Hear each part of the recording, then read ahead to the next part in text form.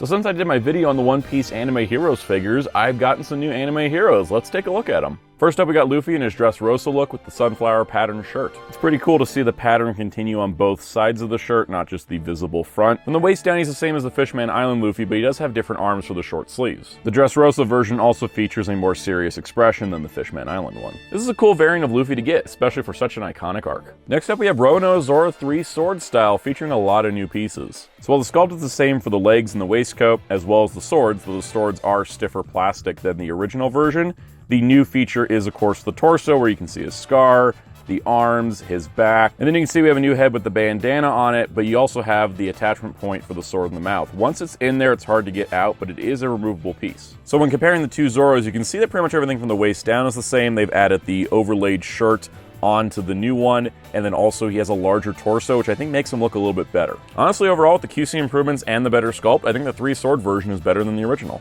And lastly, we have a new character in the form of Dracula Mihawk, a brand new figure. From the details in the face where you can see his hawk eyes to the cross around his chest, the sculpting of the musculature, as well as the bunched up nature of the pants, he looks really incredible. And on top of that, he has the extra molded detail in his arm sleeves, and I found that his joints are really nice and tight. He has inset pin limbs on all the joints you'd expect them for, and so he has a really clean look, but he's also very good at posing, and he doesn't actually have any trouble holding poses. And this is good because it comes with this gigantic cross sword, which looks amazing. So not only is it the proper size, it has a stiffer blade than we're used to with anime heroes, the hilt doesn't want to move, and the handle, while a little flexible, is definitely stiffer, so hopefully it won't warp over time. Mihawk is also appropriately tall and imposing over other figures. Mihawk is pretty fantastic and shows how anime heroes can continue to do great things with One Piece, and at the $22 price, you can't beat that. Be sure to check out my Anime Heroes One Piece video if you haven't had the chance already, and also be sure to subscribe so you don't miss out on future videos for One Piece and more.